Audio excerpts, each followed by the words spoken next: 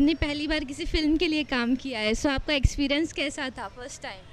First time तो पहले तो बहुत घबरा रहा था, फिर सर इतना फ्रैंक है ना, कोई वो नहीं हो सकता है, क्योंकि ख़राब नहीं हो सकते है सर की वजह से।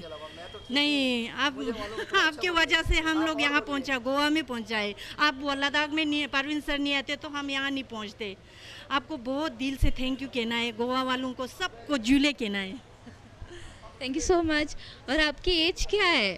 आपकी 14 ईयर। Only 14 year. सो आपको आपका एक्सपीरियंस कैसा था? आपको क्या डिफ़िकल्टीज़ हुई जब आप अपने रोल के लिए तैयार कर रहे थे? डिफ़िकल्टीज तो ज़्यादा नहीं हुई, लेकिन पहली बार थोड़ा घबराहट हुई। थोड़ा घबराहट। हाँ, और आपका रोल क्या है फ़िल्म में? रोल क्या है आपका? फिल्म में बस स्कूल स्कूल बॉय। और और आपके मतलब आपके डायरेक्टर उनका आपके इस फिल्म में क्या कंट्रीब्यूशन है, मतलब आपकी लाइफ में?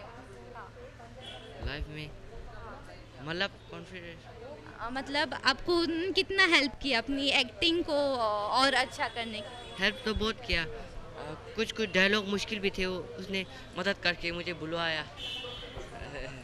Thank you so much.